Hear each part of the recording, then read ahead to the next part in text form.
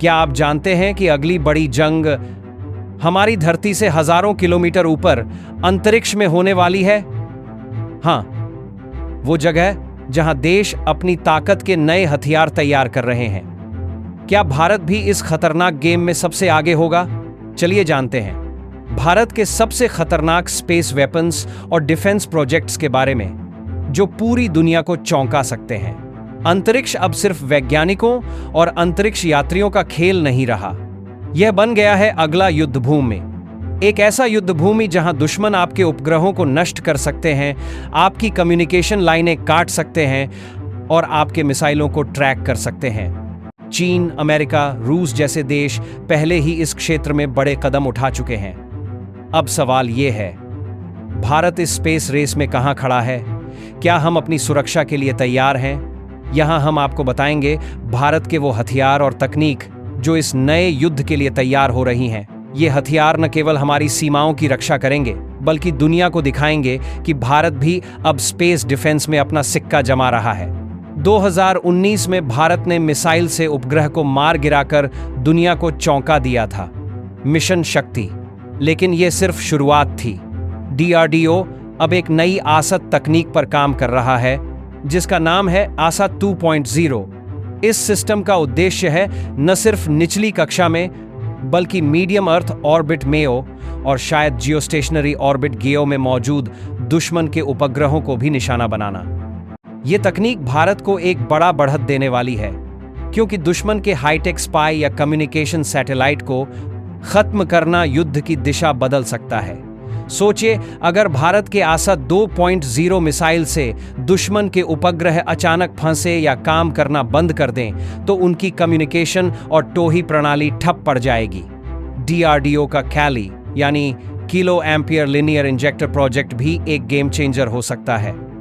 ये एक directed energy weapon है जो इलेक्ट्रॉन बीम पर काम करता है। फिलहाल ये तकनीक इलेक्ट्रॉनिक वॉरफेयर और रडार ब्लाइंडिंग के लिए इस्तेमाल हो रही है, लेकिन भविष्य में इसे स्पेस में दुश्मन के उपग्रहों को डिसेबल करने के लिए भी इस्तेमाल किया जा सकता है।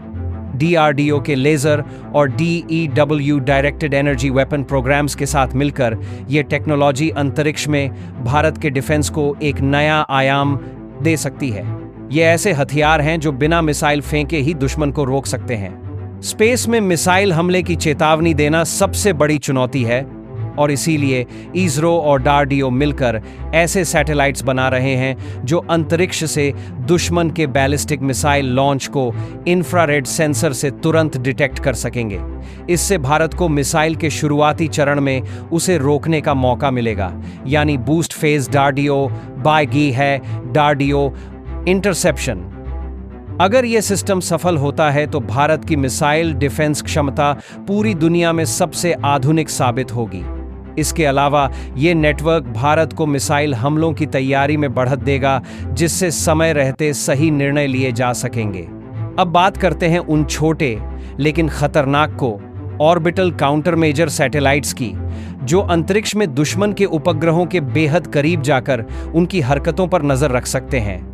ये सैटेलाइट्स न सिर्फ जासूसी कर सकते हैं, सैटेलाइट्स न सिर्फ जासूसी कर सकते हैं, बल्कि जरूरत पड़ने पर दुश्मन के सैटेलाइट्स को बाधित या पूरी तरह से निष्क्रिय भी कर सकते हैं। खास बात यह है कि ये सैटेलाइट्स बेहद तेजी से मूव कर सकते हैं और छोटे आकार के होने के कारण आसानी से दुश्मन की नजरों से बचकर ऑपरेशन कर सकते हैं। इन्हें भारत के PSLV और SSLV जैसे लॉन्चर से त्वरित और प्रभावी तरीके से अंतरिक्ष में भेजा जा सकता है, पोर्ट 4 से दूरी, जिससे भारत को एक अत्यंत फुर्तीला और जवाबी स्पेस डिफेंस नेटवर्क मिल सके। डिफेंस स्पेस एजेंसी DSA के तहत ये को orbital countermeasure satellites space control operations का अहम हिस्सा होंगे, जो भारत को स्पेस में न सिर्फ सुरक्षा की एक अतिरिक्त परत देंगे, बल्कि उसकी रणनीतिक ताकत को भी बढ़ाएंगे। ऐसे उपग्रह युद्ध की संभावना को भांपकर दुश्मन के स्पेस सिस्टम को पहले ही कमजोर कर सकते हैं, जिससे भारत को हर तरह के हमलों के खिलाफ तैयार रहने में मदद मिलेगी। DRDO ने ground based satellite jamming system पर भी गंभीरता से काम शुरू कर दिया है, जो युद्ध के दौरान दुश्मन की कम्युनिकेशन और नेविगेशन नेटवर्क को पूरी तरह से बाधित कर सकता है। इस तकनीक के जरिए भारत अपने इलेक्ट्रॉनिक वॉरफेयर कौशल को नई ऊंचाइयों तक ले जाएगा। भविष्य में ये तकनीक space based electronic warfare payloads के रूप में भी विकसित हो सकती है, जो सीधे अंतरिक्ष में तैनात होकर दुश्मन के उपग्रहों के सिग्नल को ब्लॉक या जैम कर सकते हैं। इससे दुश्मन की सेना की कम्युनिकेशन लाइनें टूट जाएंगी और वे अपने नेविगेशन सिस्टम पर भरोसा नहीं कर पाएंगे। युद्ध के दौरान इस तरह की जैमिंग से दुश्मन की सिग्नल में गाली है कि दुश्मन की सेना की जैमिंग के ऑपरेशंस में भारी व्यवधान आएगा, जिससे भारत को रणनीतिक बढ़त हासिल होगी। इस तकनीक से न सिर्फ दुश्मन की नजरें फगी होंगी, बल्कि भारत को एक इलेक्ट्रॉनिक मोर्चे पर भी निर्णायक विजय दिलाने में मदद मिलेगी। 2035 तक भारत का अपना स्पेस स्टेशन बनाने का प्लान भी तेजी से आगे बढ़ रहा है। यह न केवल वैज्ञानिक प्रयोगों के लिए होगा, बल्कि डिफेंस मिशन के लिए भी उपयोगी होगा। इस स्पेस स्टेशन से भारत निगरानी सैटेलाइट, मिसाइल ट्रैकिंग सिस्टम और डायरेक्टेड एनर्जी वेपन्स को ऑपरेट कर सकेगा। इसे भारत के लिए अंतरिक्ष में स्थायी उपस्थिति और तेज प्रतिक्रिया क्षमता के रूप में देखा जा सकता है। इस कदम से भारत को वैश्विक स्तर पर एक नई पहचान मिलेगी और देश को स्पेस टेक्नोलॉजी में एक बड़ी छलांग लगाने में मदद मिलेगी। भारत का नेविगेशन सिस्टम NAVIC, जो GPS का इंडियन संस्करण है, अब ग्लोबल कवरेज की ओर बढ़ रहा है। NAVIC के एनक्रिप्टेड सिग्नल GPS से भी सुरक्षित होंगे और युद्ध की किसी भी स्थिति में काम करेंगे।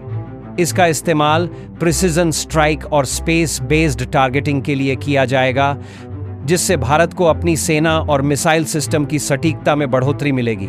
चीन ने अपने स्पेस वेपन्स में बड़े निवेश किए हैं, जैसे कि आसत मिसाइल, स्पेस जैमर्स और अपनी स्पेस स्टेशन योजना। अमेरिका और रूस भी इस रेस में सबसे आगे हैं। भारत के लिए ये एक बड़ा चैलेंज है, लेकिन साथ ही मौका भी, दिखाने का कि हम भी इस गेम में कोई मामूली खिलाड़ी नहीं हैं। भारत के ये प्रोजेक्ट्स न सिर्फ हमारी सुरक्षा को सुनिश्चित करेंगे, बल्कि वैश्विक स्तर पर हमारी रणनीतिक स्थिति को भी मजबूत करेंगे। सोचिए, जब ये सभी सिस्टम एक साथ काम करेंगे, आसात मिसाइल से लेकर इलेक्ट्रॉनिक वॉरफेयर और स्पेस स्टेशन तक, तो भारत न सिर्फ अपनी सीमाओं की रक्षा करेगा, बल्कि अंतरिक्ष में अपनी ताकत का भी इजहार करेगा।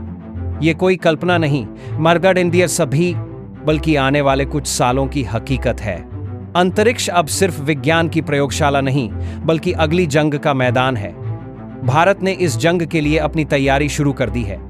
यह समय है जागने का, सीखने का और समझने का कि हमारा भविष्य केवल धरती तक सीमित नहीं है, बल्कि वह अंतरिक्ष तक फैला हुआ है। अगर आपको ये वीडियो पसंद आया हो और आप ऐसे और एक्साइटिंग डिफेंस अपडेट्स चाहते हैं, तो जल्दी से चैनल को सब्सक्राइब करें। High tech defence. कमेंट में बताइए आप किस स्पेस वेपन के बारे में सबसे ज्यादा जानना चाहते हैं। मिलते हैं अगले वीडियो में, तब तक के लिए जय हिंद।